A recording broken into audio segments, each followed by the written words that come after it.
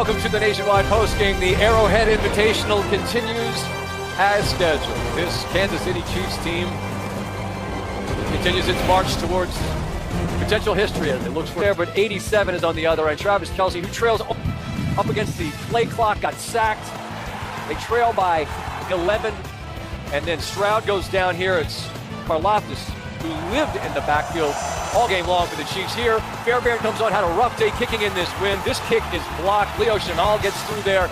It's 23-12 at that point. The Chiefs take an intentional safety. I'll promise you, Joe, Al Michaels wasn't the only person paying attention to that one. Significant to some, as the saying goes. But regardless of the margin, in the end, what matters is the Chiefs had more, and they head to the AFC Championship game for a staggering 7th consecutive season. Patrick Mahomes matches Joe Montana for the second most playoff wins all time, trailing only Tom Brady. He gets there faster, by the way, than Brady did by about 5 years. And Mahomes and Andy Reid improved to 11-2 at Arrowhead in the postseason.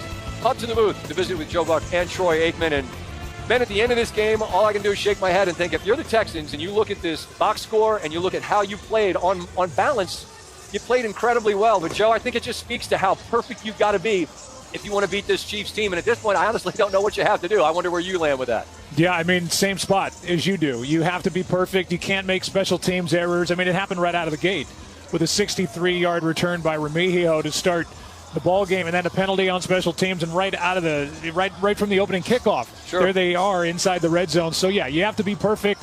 Mahomes, Reid, Spagnuolo, they just know how to win in January. In this game, winning and losing wasn't all that much. But, you know, as Joe said and you said as well, you just cannot fail to make the opportunities when they present themselves. And that's what it requires if you're going to beat this Kansas City team in the postseason. It was interesting on Countdown. I think Marcus Spears and Kirk Cousins both alluded to the Steve Spagnuolo defense, and he gets so much credit, and deservedly so. But he has an uncanny ability, doesn't he, Troy, to bring the right pressure at the right moment, right? The game-deciding moment, that 4th and 10, and all of a sudden there's a pressure that this Texans O-line, which struggled most of the year, just couldn't account for. It just seems like he always has the call, and he's got the personnel to make the call, doesn't he? Yeah, he's one, and that's the key. I mean, whether you're talking about offense or defense, it's one thing to know offensive football or defensive football, but when you call those things is more important than knowing what you're doing. And he seems to just know the right moments at the right time. He gives a lot of different looks. In the fourth quarter, when the game was obviously in the balance and they needed to make plays, he did what you expect him to do. He leaned on the pressure and brought the extra blitzes. And then even late, when you fully expect him to bring the pressure because that's what he's done and that's what he's known for, then he backs off and he rushes forward. So he constantly keeps you on your heels, and it's hard then as an offensive play caller to be able to call the protections and get the looks and the things that you need in order to be able to make the plays down the field. Well, we've got Travis Kelce walking over to visit with us, and I hope, fellas, that someplace sunny and warm's calling your name. It's such a treat to get a chance to do this with you. Travel well, and I look forward to crossing paths somewhere down the road. Congrats on what is always a brilliant season. Thank you, Scott. Thanks, Scott. Best Thank to you so much. Thank you. Joe Buck and Troy Aikman as we welcome the Yeti himself, Big 8-7.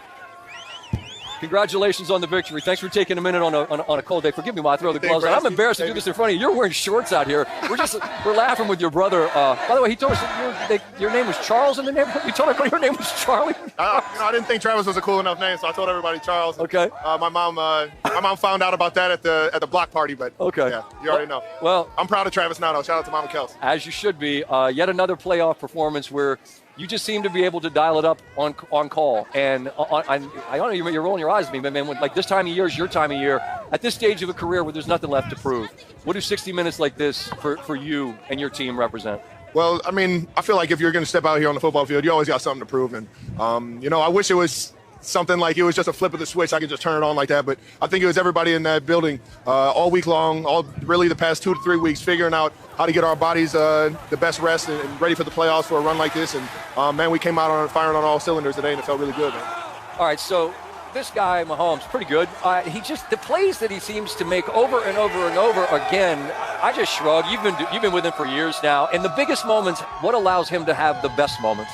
Man, I'll tell you what, man, he puts in so much work, man, from the mental aspect throughout the week. Mm-hmm. And then on top of that, while we're out on the field, he makes sure he gets all the throws. And I try and match that energy for him and try and be there for him at all the time because it's Patrick Mahomes, man. Anything can happen at any point in time.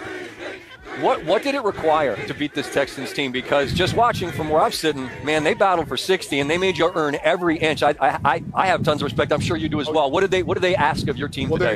They're extremely tough individuals, and when they play together like that, it can be really hard to beat. And I think that has a lot to do with their head coach and just how that trickles down with the leadership and the mentality. And right. They got a great quarterback, man. I think CJ is going to be unbelievable throughout the rest of his career and really take the bull by the horns. But I think tonight, man, Arrowhead was rocking so much that we just had a little bit more energy, baby. Yeah, the Kingdom. We talked about it when we visited with you earlier this year on a trip out here. I mean, we've been here now 3 times, and now it's the middle of January. It's freezing cold, and there's only 120 more minutes of football left for anybody. And so now we can narrow this down, right? When we're talking early in the season, that's way down the road. But, like, they're chanting three-peat. Travis, right in front of you, man. Like, the ability to compartmentalize and do what has to happen, you've earned these next 60. It's either Buffalo or Baltimore. What goes into the next step that has to happen, understanding it as well as your team does? Well, in the playoffs, everything gets faster and everything gets, a little bit more physical as you as you get further along in the playoffs. So the AFC Championship is always going to be one of the biggest challenges that you ever have. And looking at who the opponents would be, those are 2 of the best teams in the National Football League. For sure. And they got a lot of talent all across the board, but especially at that quarterback position. So anything can happen. And how you get ready for it is you don't look ahead. You focus on what you can do throughout the week to get your body ready, get mentally ready, and get ready to go out there and just play your tail off for the guy next to you. You and I had this conversation after the Super Bowl last year, and I'm going to ask you some version of the same thing now. Just on the back 9 of a career, right? We're not on the 18th hole, I don't think, but I mean, you're on the back 9. The appreciation for this, like, this is the sweet spot. We were talking about this as a group. This just doesn't happen. You all have a chance to do something that's never been done. How do you remind yourself to remain in this moment right now and appreciate what this is that you all are doing, because it potentially has never been done before? I think we're fortunate that we got a lot of great character guys in the building. I think Brett Veach, Clark Hunt, and Coach Reed has done an unbelievable job of bringing in the right people with the right mentality to not get too complacent. And on top of that, as the years have gone on, we only got here by focusing on the task at hand. And right now, this win was great. We're going to enjoy this one tonight, but the task at hand is going to be that AFC Championship. You don't get a three-peat by looking past that. I know that you sat with Boomer and you looked at the numbers, and I mean, you realize you only trail Jerry Rice in terms of yards receiving and touchdowns and post. Hey there, let's take a moment to imagine something incredible. The Kansas City Chiefs are on the verge of doing what no team in NFL history has ever done, winning 3 consecutive championships. Just think about that for a second. It's not just about winning games anymore. It's about etching this team's name into the history books forever. Sounds thrilling, right? But here's the thing, every great success comes with tough decisions.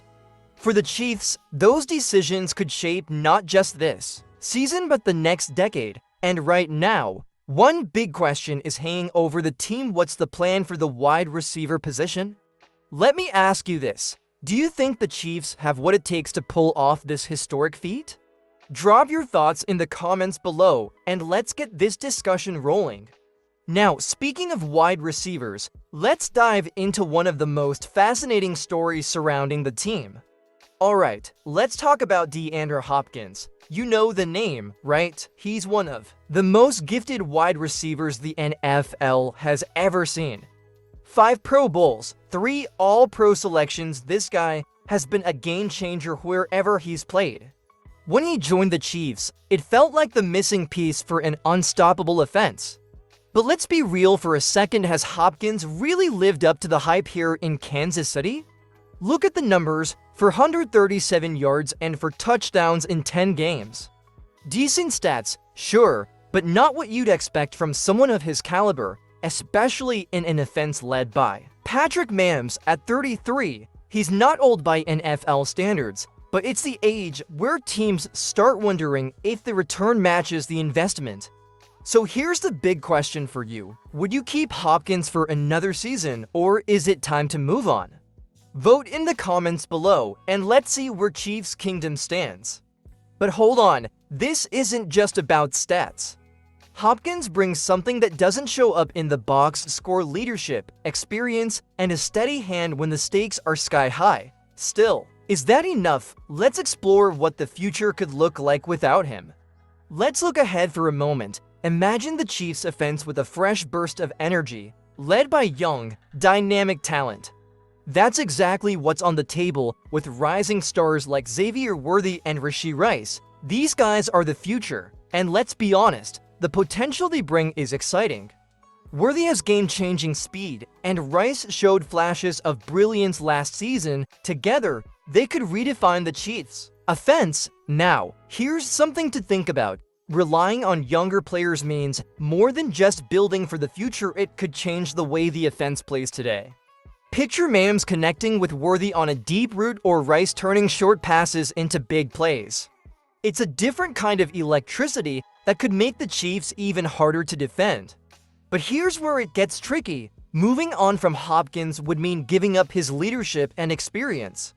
Those are things you can't measure, but they matter when the pressure's on. So, what do you think? Would you take the risk on young talent or stick with a proven veteran like Hopkins?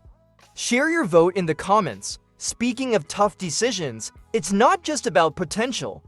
Money plays a role too, and we'll dive into that next. Now, let's talk about the money, because in the NFL, every dollar counts. DeAndre Hopkins could command up to $15 million on a one-year deal in free agency. That's a big chunk of the cap, especially for a receiver who hasn't fully delivered on the field. But it's not just about what Hopkins costs, it's about what you could do with that money instead. Think about it, signing another playmaker, reinforcing the offensive line, or even adding depth to the defense. But here's the counter-argument. Hopkins brings more than stats. His leadership in the locker room, his ability to stay calm under pressure, and his experience in big games are invaluable. The question is, how much are those intangibles worth? So I'll ask you, should the Chiefs invest in Hopkins for his leadership or free up the budget for younger talent? Let me know your take in the comments. Now, let's zoom out and look at the bigger picture, how these decisions define the Chiefs' identity moving forward. Here's the thing, the Chiefs aren't just building a team for today. They're shaping the foundation for years to come. Every move, every decision reflects their commitment to staying ahead of the curve, whether it's investing in young, explosive talent or leaning on the experience of a veteran like Hopkins. The stakes couldn't be higher. But here's where you come in. What's your vision for the Chiefs' future? Should they prioritize youth, or is it better to balance experience and potential? Share your thoughts and let's see how Chiefs Kingdom feels about the road ahead. The clock is ticking and the future awaits.